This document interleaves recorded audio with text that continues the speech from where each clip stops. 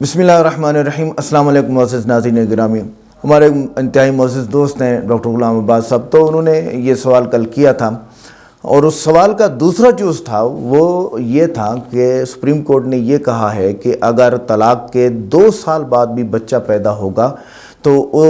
اس کا نان نفقہ اس کے والد کے ذمہ ہوگا۔ یہ بات انہوں نے بیان کی۔ اب اس بارے میں ہم شریعت کیا کہتی ہے، تو یہ ان کا سوال تھا، تو اس بارے میں صاف واضح ہمارے پاس دلائل ثبوت ساری باتیں موجود ہیں جو آپ کے سامنے آئیں گی۔ دیکھیں، امام ابو حنیفہ رحمۃ اللہ علیہ اور اس وقت کے اور فقہا اور اس وقت کے جو اہل حدیث یا سخت اصول والے یا امام بخاری رحمہ اللہ ہیں، ان سب کے حدیث کو قبول کرنے کے اپنے اپنے اصول ہیں، ٹھیک ہے۔ تو امام بخاری علیہ رحمہ کے اصول اور تھے، ان کی صحیح بخاری ہو گئی، ان کے استاد امام احمد بن حنبل علیہ رحمہ یا مسند امام احمد ہے، ان کے اصول اور تھے، انہوں نے وہ ساری حدیثیں امام بخاری سے کئی گنا زیادہ لکھ لی۔ تو اس مسند احمد کی بات میں کر رہا ہوں، روایت جو ہے وہ بیہقی اور دارقطنی کی ہے۔ تو دارقطنی اور بیہقی میں روایت ہے کہ امی عائشہ رضی اللہ تعالی عنہ سے جب پوچھا گیا کہ مدت حمل سب سے زیادہ کتنی ہے، یہ آگے بیان ہو جائے گا کہ اس کو شریعت کیوں بیان کرتی ہے، بہت ہی اہم نکات کی وجہ سے بیان کرتی ہیں۔ تو انہوں نے فرمایا لا يبقى الحمل فی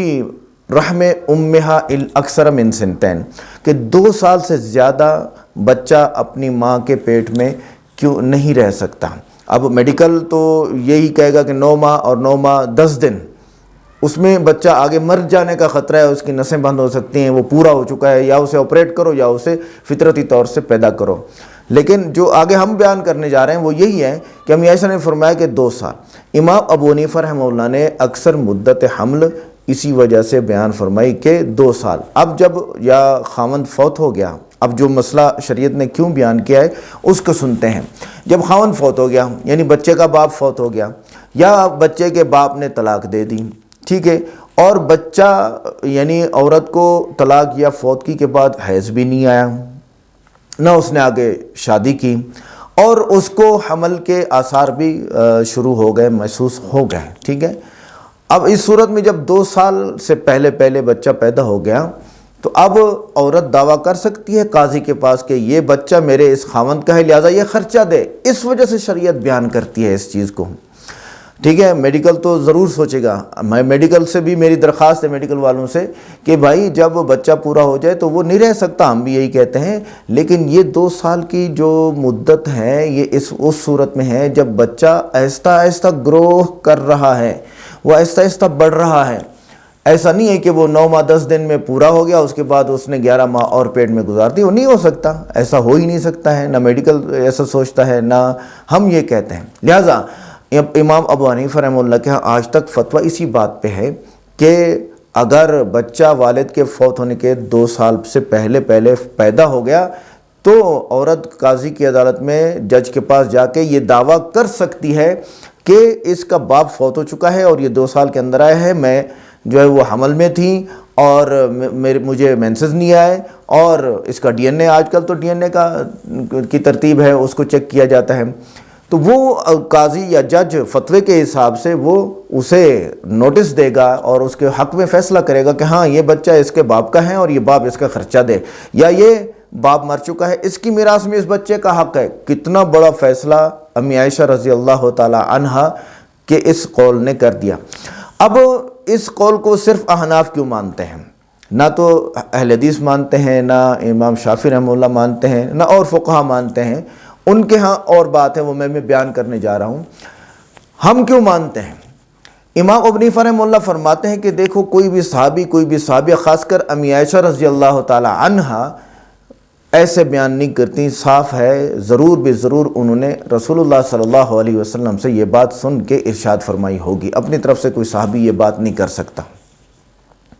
اس وجہ سے احناف کا اصول کیونکہ یہ ہے کہ اگر کوئی صحابی یہ بات کر رہا ہے اور وہ بات کسی قرآن کی آیت سے یا کسی صحیح حدیث سے تضاد بھی نہیں کھا رہی، مقابلہ بھی نہیں کر رہی کہ اس کا حکم اور ہو اور صحیح ہو اس کو ہم چھوڑ دیں، اور اس کا حکم اور ہو اور یہ صحیح نہ ہو اور اس کو ہم لے لیں، ایسا نہیں ہے۔ تو جب اوپر کے اصول نہیں ہے، یعنی نہ آیت ہے نہ صحیح حدیث ہے، تو یہ منقطع حدیث اس کو کہتے ہیں یا مرسل بھی کہتے ہیں، درمیان میں ایک راوی نہیں ہوتا، تو اس کو ہم لے لیتے ہیں کہ یہ حدیث رسول اللہ صلی اللہ علیہ وسلم سے سن کے ہی اس صحابی نے بیان کی ہے، ٹھیک ہے۔ یہ تو ہو گیا احناف کا پکا اصول۔ اب باقی حضرات کہتے ہیں کہ جب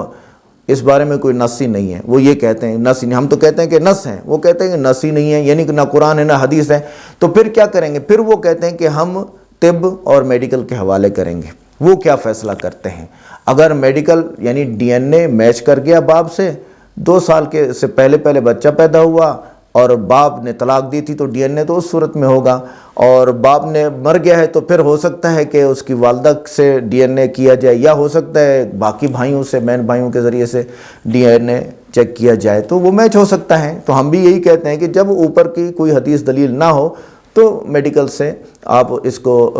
جو ہے تصدیق کرا سکتے ہیں۔ لیکن امی عائشہ رضی اللہ عنہ کی بات بالکل ٹھیک ہے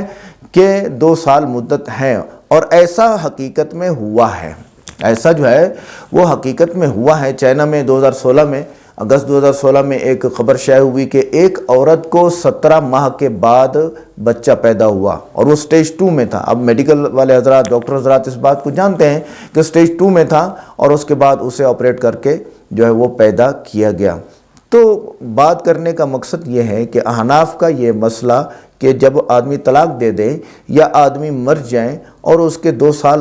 کے اندر بچہ پیدا ہو جائے، بشرطے کہ عورت کو مینسز نہ آئے ہوں، بشرطے کہ عورت نے کہیں اور شادی نہ کی ہو، تو یہ عدت میں شمار ہوگی۔ اور قرآن کہتا ہے کہ حمل کی عدت یہ ہے کہ جب بچہ پیدا ہو جائے، اس وقت تک اس عورت کا نکاح اس سے باقی رہتا ہے، یا وہ اس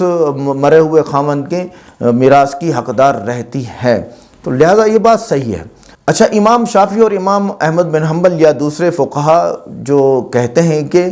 اگر آدمی کے فوت ہونے کے بعد یا آدمی کے طلاق دینے کے 4 سال بعد، یعنی 4 سال کے اندر ایک دن پہلے 4 سال پورا ہونے کے پہلے اگر عورت بچہ پیدا کرے، بچہ اس کا ہو جائے، تو اس بچے کو اس کے باپ کا شمار کیا جائے گا۔ اس کے باپ کے ساتھ میچ کرنے کی، نسب ثابت کرنے کی وجہ تو ہے کہ اسے حلالی کہو، حرامی مت کہو، ٹھیک ہے۔ تو ان حضرات نے 4 سال اکثر مدت حمل 4 سال مقرر کی ہے، اور احناف نے اس کی 2 سال مقرر کی امی عائشہ رضی اللہ عنہ کے قول کے مطابق۔ لہٰذا وہ کیوں کرتے ہیں 4 سال؟ امام شافعی رحمہ اللہ کیوں فرماتے ہیں کہ اگر عورت 4 سال کے اندر بچہ لے آئی، انہی شرائط کے ساتھ جو ہم نے بیان کی ہیں، تو وہ بچہ اس باپ کا شمار ہوگا۔ وہ فرماتے ہیں کہ اسی عرب کے قبیلے بنی اجلان کی عورتیں، کئی عورتیں ایسی تھیں جن کا بچہ 4 سال بعد پیدا ہوا ہے۔ خاوند فوت ہو گیا، 4 سال بعد بچہ پیدا ہوا، یا خاوند نے طلاق دے دی، 4 سال بعد بچہ پیدا ہوا، یا حقیقت میں ہم بستری ہوئی، حمل ٹھہر گیا اور 4 سال رہا۔ اور 4 سال رہنے کی جو وجہ ہے وہ یہ ہے کہ وہ آہستہ آہستہ گرو کر رہا ہے، جس کی وجہ سے اس کو 4 سال بھی لگ سکتے ہیں، جس کی وجہ سے اس کو 2 سال بھی لگ سکتے ہیں۔ اور 17 سال کی دلیل میں نے آپ کو دے دی ہے۔ چائنا میں ایسا واقعہ 2016 میں ہوا ہے، اس سے زیادہ کے واقعات بھی شاید کہیں پہ ہوں۔ بہرحال ہم نے ایک پروف کے طور پر بات کی ہے، تو امید کرتا ہوں میری اس بات کو آپ حضرات سمجھے ہوں گے، اور اس بات میں کتنا آپ کو فائدہ ہوا آپ کمنٹ میں ضرور بتائیں گے۔ شکریہ، السلام علیکم۔